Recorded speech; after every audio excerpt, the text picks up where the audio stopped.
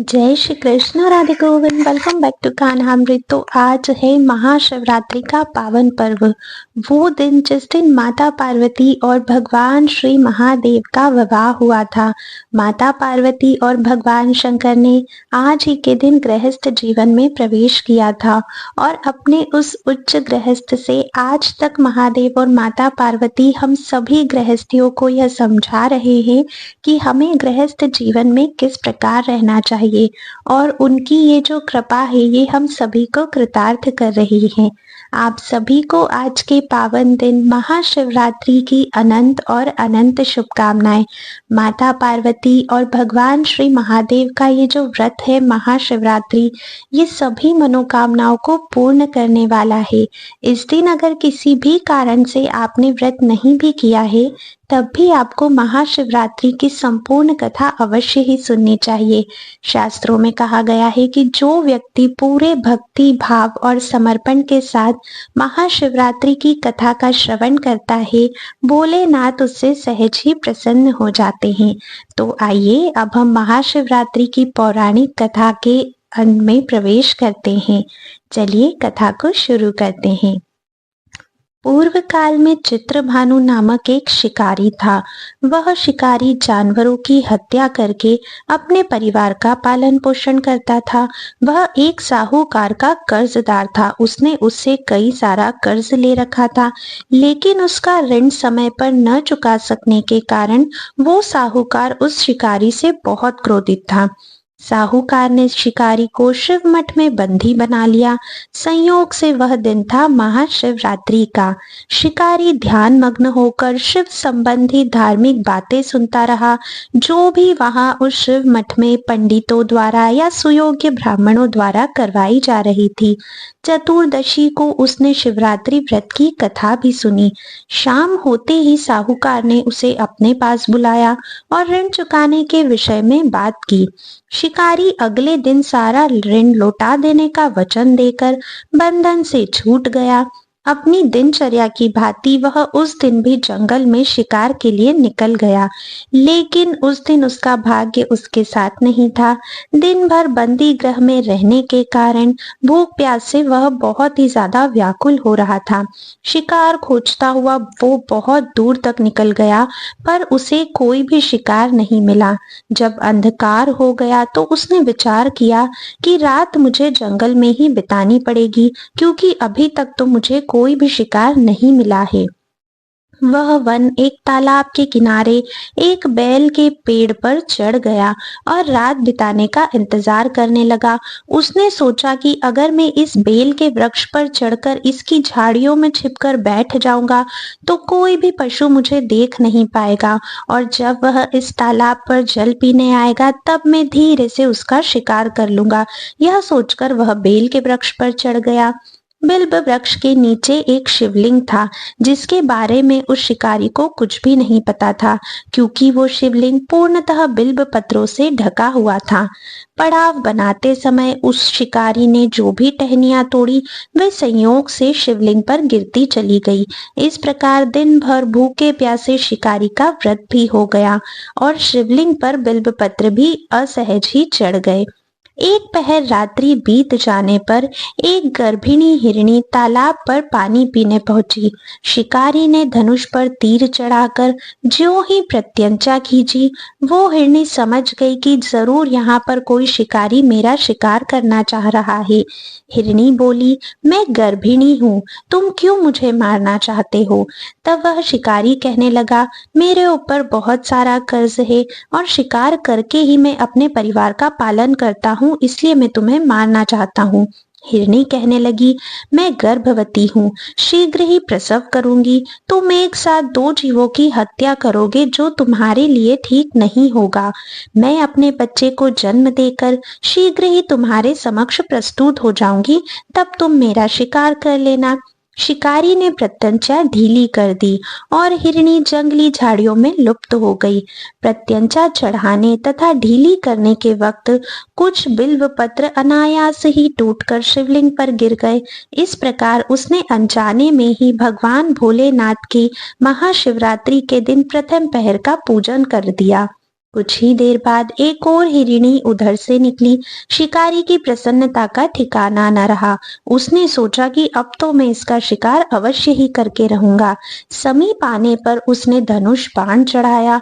तब उसे देख हिरणी ने विनम्रता पूर्वक निवेदन किया, हे शिकारी, मैं थोड़ी देर पहले ऋतु से निवृत्त हुई हूँ। कामातुर विरहिणी हूँ, अपने प्रिय की खोज में भटक रही हूँ। मैं अपने पति से मिलकर शीघ्र ही तुम्हारे पास आ जाऊंगी। अब तक क्योंकि शिकारी भगवान भोलेनाथ की पूजा कर चुका था, एक प्रहर की पूजा भी वो संपन्न कर चुका था, उसका हृदय कुछ कोमल हो गया था। शिकारी ने इस हिरणी को भी जाने दिया। 2 बार शिकार को खोकर उसका माथा थोड़ा ठनका और वह क्रोधित हुआ, चिंता में भी पड़ गया। रात्रि का आखिरी पहर बीत रहा था। इस बार भी धनुष से लगकर कुछ बेलपत्र फिर से शिवलिंग पर जा गिरे तथा दूसरे पहर का पूजन भी उस शिकारी के द्वारा अनजाने में ही संपन्न हो गया। तभी एक अन्य हिरणी अपने बच्चों के साथ उधर से निकली। शिकारी के लिए यह स्वर्णिम अवसर था। उसने धनुष पर तीर चढ़ाने में इस बार बिल्कुल भी देर नहीं करी।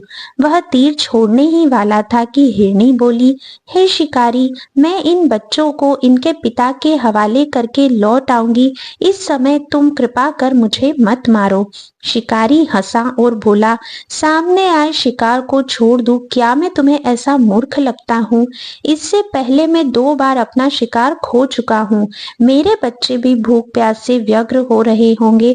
मुझे भी अपने परिवार का पालन पोषण करना है। सुबह से लेके अब तक मैंने कोई शिकार नहीं किया। मेरे बच्चे बहुत ज्यादा भूखे हैं। उत्तर में हिरणी ने फिर कहा, जैसे तुम्हें अपने बच्चों की ममता सता रही है, ठीक वैसे ही मुझे भी अपने बच्चों से प्रेम है और मुझे भी इनकी ममता सता रही है। इसीलिए मैं चाहती हूँ कि मेरे बच्चों को मैं इनके पिता के पास छोड़कर आऊं, उसके बाद तुम मेरा शिकार कर सकते हो। हे शिकारी, मेरा विश्वास करो, मैं इन्हें इनके पिता के पास छोड़कर तुरंत लौटने की प्रतिज्ञा करती हूँ। हिरणी का दुख भरा स्वर सुनकर शिकारी को उस पर दया आ गई, क्योंकि अब तक वह महादेव की अनजाने में ही दोपहर की पूजा तो कर ही चुका था। उसने उस मृगी को भी जाने दिया। शिकार के अभाव में तथा भूख प्यास से व्याकुल शिकारी अनजाने में ही बेल के वृक्ष पर बैठा बेल पत्र तोड़ तोड़ कर नीचे फेंकता जा रहा था, जो कि नीचे उस शिवलिंग पर जाकर गिर रहे थे, जहां पर भोलेनाथ का शिवलिंग था, जिसके बारे में उसे कुछ नहीं पता था। और अनजाने में ही वह महाशिवरात्रि के दिन भगवान को बेलपत्र चढ़ाता जा रहा था। पौ फटने को हुई और एक हष्ट पुष्ट मृग उसी रास्ते पर फिर आया। शिकारी ने सोच लिया कि इसका शिकार तो वह अवश्य ही करेगा। शिकारी की तनी प्रत्यंचा देखकर मृग विनत स्वर में बोला, हे शिकारी, यदि तुमने मुझसे पूर्व आने वाली 3 मृगियों तथा छोटे छोटे बच्चों को मार दिया है, तो तुम मुझे भी मारने में बिल्कुल भी विलंब ना करो, ताकि मुझे उनके वियोग में एक क्षण भी दुख न सहना पड़े। मैं उन हिरणियों का पति हूँ। यदि तुमने उन्हें जीवन दान दिया है, तो मुझे भी कुछ क्षण का जीवन देने की कृपा करो। मैं उनसे मिलकर तुम्हारे समक्ष उपस्थित हो जाऊंगा। मृग की बात सुनते ही शिकारी के सामने पूरी रात का घटना चक्र घूम गया। उसने सारी कथा मृग को सुना दी। तब मृग ने कहा, मेरी तीनों पत्नियां जिस प्रकार प्रतिज्ञाबद्ध होकर गई हैं, मेरी मृत्यु से वे अपने धर्म का पालन नहीं कर पाएंगी। अतः जैसे तुमने उन्हें विश्वास पात्र मानकर छोड़ा है, वैसे ही मुझे भी शीघ्र जाने दो। मैं उन सब के साथ तुम्हारे सामने शीघ्र ही उपस्थित होता हूँ। शिकारी ने उसे भी जाने दिया, क्योंकि अब तक वो भगवान भोलेनाथ की 3 प्रहर की पूजा कर चुका था और उसका जो मलिन हृदय था वो धीरे धीरे बहुत ही ज्यादा कोमल और निर्मल होता जा रहा था। इस प्रकार प्रातः हो आई। उपवास, रात्रि जागरण तथा शिवलिंग पर बेल चढ़ाने से अनजाने में ही पर शिवरात्रि की पूजा तो उस शिकारी से पूर्ण हो ही गई थी, पर अनजाने में की हुई पूजन का परिणाम उसे तत्काल मिला। शिकारी का हिंसक हृदय पूरी तरह से निर्मल हो गया, क्योंकि जब वह मृग आया था तब भी अनजाने में चतुर्थ प्रहर की पूजा उससे हो गई थी। हिलने डुलने में, प्रत्यंचा चढ़ाने में कुछ बेलपत्र भगवान पर जा चढ़े थे। उसमें भगवत भक्ति का वास हो गया था। हृदय बहुत ज्यादा निर्मल हो गया था।